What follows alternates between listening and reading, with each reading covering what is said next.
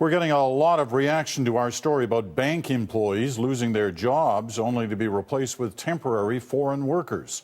And some of that reaction came directly from the head of RBC today in an exclusive interview with our senior business correspondent, Amanda Lang. That's coming up. But first, Kathy Tomlinson with more stories from more employees at more banks. It appears they're in every major bank. Foreign contractors here temporarily taking over work that will go overseas while Canadian workers go out the door. I had to train one of the guys to do the job I was leaving.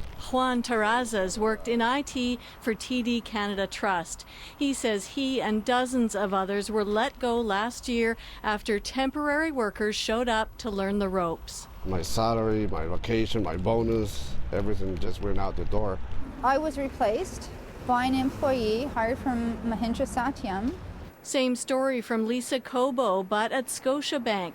She was on contract when the manager of this Indian outsourcing company here temporarily told her she was gone. You know, they often told me, we're here to make money, and then we're going to go back to India and have a great life. RBC terminated Gail Tedford's job last year, she says. Similar circumstances. I don't care what RBC says. I know what they did to me, and I know what they did to many other workers, and what they're doing is totally unethical and unacceptable. Joanna Ganachinska also saw her RBC job go to a foreign worker. That's why they came here to train on the jobs that we were doing. They had no skills whatsoever. We heard from BMO staffers and some from CIBC saying it's happening there too. There's a flood of upset IT workers, many now unemployed. The opposition leader is taking up their cause. The employee who's losing his or her job doesn't care what kind of a loophole it is. All they know is that we have a Canadian government that is allowing this to take place. As many Canadians join in. My last check at the Royal Bank of Canada.